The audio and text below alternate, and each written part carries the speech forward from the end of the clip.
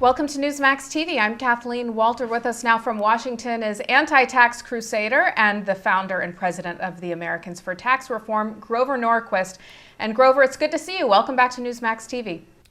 Good to be with you, as always. Well, you're urging GOP leaders to delay implementation of Obamacare by a year as part of any government funding bills this fall. Can you share with us your view? Sure. The good news is that we have dozens and dozens of conservative groups from the Repeal Coalition, the effort to repeal Obamacare, that did a letter to the Republican leaders, and there are now 50 Republicans in the House who've co-sponsored Marsha Blackburn's legislation to delay the implementation of Obamacare for a year. Now, why? Well, our goal is to get rid of Obamacare and to replace it with a pro-consumer, pro-healthcare effort. But what can we do now that, as long as Obama's president and you have Harry Reid, left-wing Democrat, running the U.S. Senate? I believe, and a growing number of others do, that we could get a one-year delay. Just as in 2011, we got an agreement that Obama signed to cut $2.5 trillion in spending out of the next decade's budget.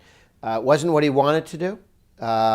It was less than we wanted. We wanted the Ryan plan. We wanted $6 trillion in spending restraint. In 2011, we got 2.5.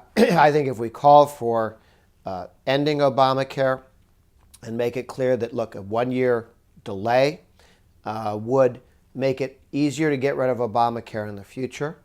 And if we delay it 1 year, I think we could go back and delay it again. Why might the president sign a bill that delays his signature effort and issue? Well, because he could look you in the eye and say, look, I delayed it, I didn't end it. And he also has to worry that the plan is so flawed and so not ready for prime time that if it tried to get pushed together before 2014, it might blow up in his face and cost him more Senate and House seats in 2014. We would like to spare the country that kind of disaster of putting in a plan that's not ready and destructive when it is ready. So it is sort of, I think, the area where we might get an agreement, Republicans, Democrats, Congress, and the president, that would help us in our long-term goal to abolish, to end, and replace Obamacare. And Grover, some Republicans like Senators Mike Lee of Utah and Ted Cruz of Texas and Marco Rubio of Florida are threatening to allow a government shutdown until Republicans vote to defund the health care law. Why do you think that this is the wrong way to go, and would this proposal hurt the GOP? Well, some people have said that we should ask the president to sign a bill to abolish Obamacare overnight, or we should let the government shut down. I think it's unlikely that the president would sign a bill like that. This is the central piece of his presidency. He could allow a year's delay and maintain his dignity. But imagine if the Democrats had control of the House and they went to a Republican Senate, a Republican president and said, you have to give us gun control or we'll close the government.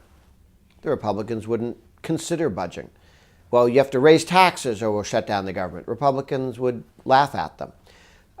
So Democrats are not going to give up permanently their centerpiece of this presidency. The president's not going to sign it. It just isn't likely to happen. The world would have to change dramatically in the next 2 or 3 months. We should ask for abolition. We should ask to defund it. We should pass it in the House. My sense is it's unlikely to pass in the Senate, and while we push for that, we should look at what do we do, what's plan B if our first request isn't met. And since if we had the House, Senate, and the presidency, we could just do plan A and leave everybody out of it. But Obama's the president of the United States, he has the veto. But Grover, unfortunately. Would a government shutdown hurt the GOP? Well, who would explain why the government was being shut down? CBS, ABC, NBC, Time Magazine, The Washington Post. So it's a toss-up. Could we convince the country that we were trying to reform things and the president wouldn't? Maybe. I think it's more likely that if we're announcing we're looking to close the government down, that we'll get blame, credit, a responsibility for closing the government down.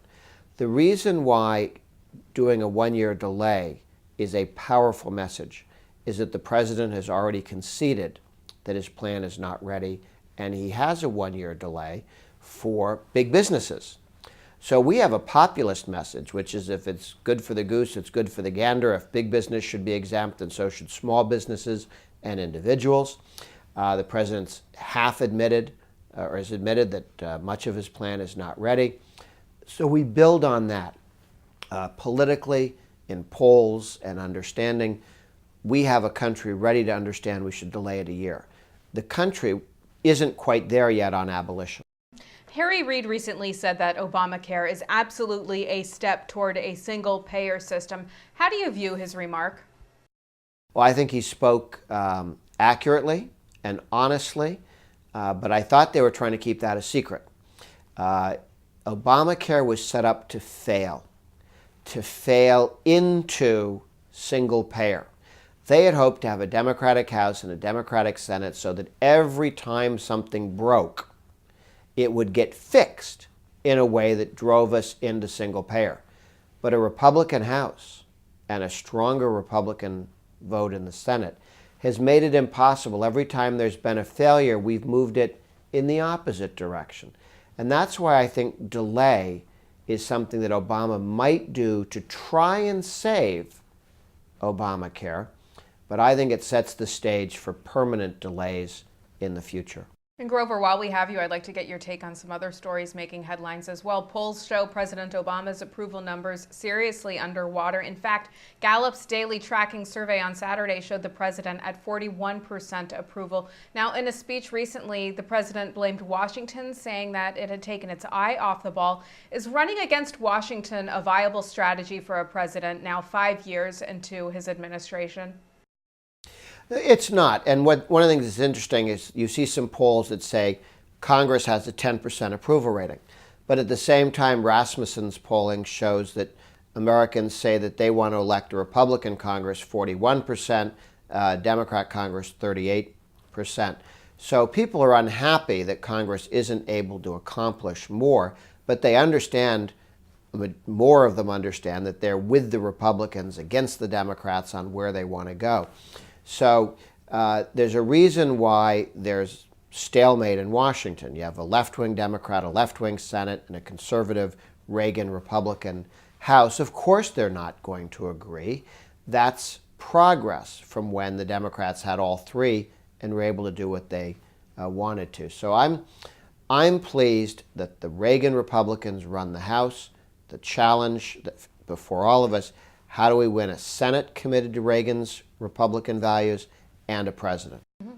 And the president recently offered Republicans, as you're aware, a so-called grand bargain, which would lower the corporate tax rate from 35% to 28%, close some loopholes in return for supposed investments in jobs. In your view, is this enough to turn around our dismal economy? No, it wouldn't help. What the president's plan is, he says tax reform, but he views tax reform as a Trojan horse, inside of which he has $1 trillion tax increase. So his plan is a tax hike over the next decade and a massive stimulus spending. This is a man who's learned nothing in 5 years. He wants another stimulus package, there have been 3 or 4, and another tax increase, and thinks that you'll get a different answer, which feeds back into his low popularity and support levels. People have seen him fail, learn nothing, fail, learn nothing, and he's back with the same tired, failed, discredited tax and spend programs. I mean, he thinks Detroit is the way to run the country. The country doesn't agree. Mm-hmm. And let's switch gears and chat for a second about immigration reform. As you know, advocates are fanning the country, trying to persuade GOP holdouts to support the Senate bipartisan immigration bill. You have been a staunch supporter of this bill. What, if any, message do you have for House Republicans who are maybe on the fence about it right now? Well, I'm in favor of immigration reform. I'm not necessarily in favor of the Senate bill. I think the House is talking about greatly improving the direction that the Senate was going in. They're going to have more serious border security. They're going to have a more serious guest worker program so that agriculture can get people. We don't leave crops rotting in the fields. We need more guest workers for immigration, for construction, as well as for agriculture. We also need high-tech immigration. When people come here and get skilled degrees in computers and science, I want them to stay. I don't want them going back to China or India and setting up competing companies to compete with the United States. Let's have more talent come here and stay here as well. And that's where this House bill is going to be an improvement over the Senate bill. And President Obama says he's certain immigration reform has enough votes in the House. And Democratic Representative Gutierrez says 40 to 50 House Republicans will back the legislation. What are you hearing? And do you think that we'll have a law this year? Well, I think we'll have a law within the next 7-8 months, perhaps this year, perhaps early spring. But the Republicans are going to come up with a plan that provides for security for the country, for a secure border, that allows us to have immigration in the future that will strengthen the country economically. A lot of these reforms Republicans have been trying to do for many, many years. It was the Democrats who stopped them. Remember, President Obama was president for 2 years.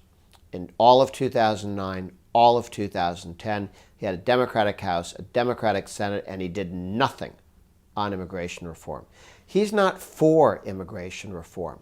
When Bush put forward immigration reform in 2007, the guy who killed it was named Barack Obama. It was his vote, which had passed a poison pill amendment to kill the whole thing.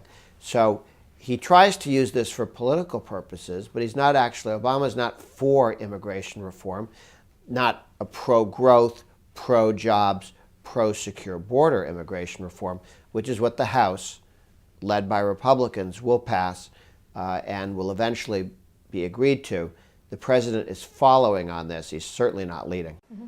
Last question for you, Grover. On the heels of his $100 million trip to Africa, President Obama is on another pricey trip, this time to Martha's Vineyard. Even though the presidential pooch is there, having been delivered via private airlift on an Osprey helicopter.